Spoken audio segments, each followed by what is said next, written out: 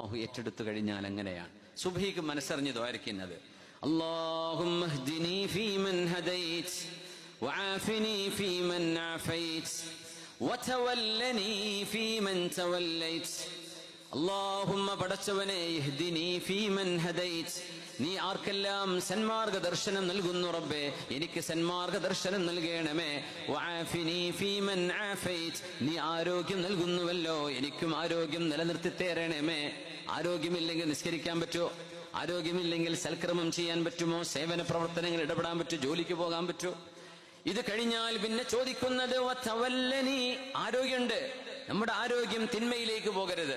സംസാരിക്കാൻ കഴിവുണ്ട്, പക്ഷെ വേണ്ടാത്തരം പറയരുത്, നോവിക്കുന്ന വേദനിപ്പിക്കുന്ന വാക്കുകൾ പറയരുത്.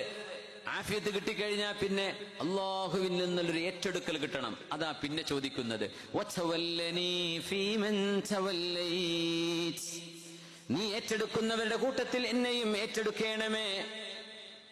വതവല്ലനി ഫീമൻ തവല്ലൈത്, എന്നിട്ട് അല്ലാഹുവിനോട് ബർക്കത്തിനെ ചോദിക്കുകയാണ്. വബാരിക് ലീ ഫീമാ അഅതൈത്, നീ നൽകിയതിലെല്ലാം ബർക്കത്ത് നൽകണമേ. പിന്നെ പറഞ്ഞു, റബ്ബേ, നിന്റെ ഖലാ, ശർറായ നിന്റെ ഖലായിൽ നിന്ന് നീ എനിക്ക് കാവൽ നൽകണമേ. വഖിനി ശർറ മാ ഖളൈത്. പിന്നെ പറയുന്നത് അല്ലാഹുവിനെ കുറിച്ചുള്ള മദ്ഹ, ഫഇന്നക തഖ്ലി വലാ യുഖ്ളാ അലൈക. അത് അല്ലാഹുവിനെ പറ്റിയാണ്. ചോദിക്കുന്ന ചോദ്യങ്ങൾ ഇതാണ്: ഹിദായത്ത്, ആഫിയത്ത്, വിലായത്ത്, ബറക്കത്ത്, വിഖായത്ത്. ഇത് കിട്ടിയ പിന്നെ എന്താ വേണ്ടതൊരു ദിവസം? ആ ദിവസം ശരിയായില്ലേ? ആ ദിവസത്തിന് പിന്നെ എന്ത് കുഴപ്പാണ്? യാ അല്ലാഹ്, അല്ലാഹുവേ, അല്ലാഹുമ്മ ഇന്നാ നസ്അലുകൽ അഫ്വ വൽ ആഫിയ. അല്ലാഹുവേ, ഞങ്ങൾക്ക് ആഫിയത്ത് നൽകണമേ, ഞങ്ങൾക്ക് ആഫിയത്ത് നൽകണമേ. അബൂ അബ്ദുറഹ്മാൻ സുലമി തങ്ങൾ മഹാനവറുകൾ പറയുന്നുണ്ട്, അബൂ ഹഫ്സ് തങ്ങളോട് ആഫിയത്തിനെ സംബന്ധിച്ച് ചോദിച്ചപ്പോ തന്റെ ഗുരുനാഥൻ അബൂ ഹഫ്സ് തങ്ങൾ പറഞ്ഞു, ജനങ്ങൾ ആഫിയത്ത് എന്താണെന്ന് മനസ്സിലാവാതെ ചോദിച്ചത് അവർക്ക് തെറ്റിപ്പോയിട്ടുണ്ടായിരുന്നു. ആഫിയത്ത് എന്താണ് എന്ന് ചോദിക്കുമ്പോൾ ആരോഗ്യം മാത്രം, ആഫിയത്ത് എന്ന് പറഞ്ഞാൽ പൈസയാണ്, ആഫിയത്ത് എന്ന് പറഞ്ഞാൽ ആരോഗ്യമാണ് എന്ന് വിചാരിക്കരുത്. ചോദ്യവും തെറ്റിയവർക്ക് അവർ ഉത്തരം പ്രതീക്ഷിച്ചതും തെറ്റായിരുന്നു. സഅലുല്ലാഹൽ ആഫിയ, അല്ലാഹുവിനോട് ആഫിയത്ത് തരണേ എന്ന് ചോദിക്കുമ്പോൾ അവരറിഞ്ഞില്ല, വലം യഅരിഫു അന്നൽ ബലാഅ യതവല്ലദു മിനൽ ആഫിയ. ആരോഗ്യമുള്ള അവസ്ഥയിൽ, സമ്പത്തുള്ള അവസ്ഥയിൽ, നമ്മൾ സുഖമനുഭവിക്കുന്ന അവസ്ഥയിലാണ് ബലാഉകൾ വരുന്നത് എന്ന് ജനങ്ങൾക്ക് മനസ്സിലാവുന്നില്ല. അങ്ങനെയല്ലേ?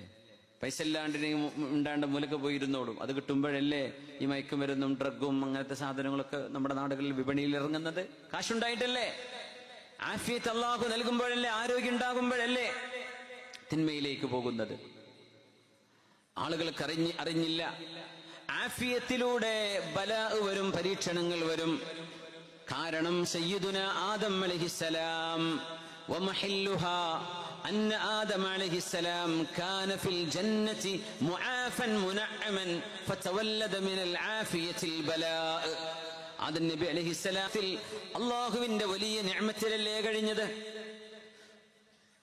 വേണ്ടത് തിന്നോളൂ ആദമേ, നിങ്ങൾക്ക് വേണ്ടത്, നിങ്ങൾക്ക് ഇഷ്ടപ്പെട്ടത് കുടിച്ചോളൂ, ഉടുത്തോളൂ, എന്താണ് വേണ്ടത് ചെയ്തോളൂ എന്ന് പറയുന്ന ഒരു ലോകത്ത്, ആഫിയത്തിന്റെ ലോകത്ത് നിൽക്കുമ്പോഴാണ് അരുതാത്ത പഴം തിന്നണം എന്ന തോന്നൽ ആദം നബി അലൈഹിസ്സലാമിന്റെ ഖൽബിലേക്ക് വന്നത്.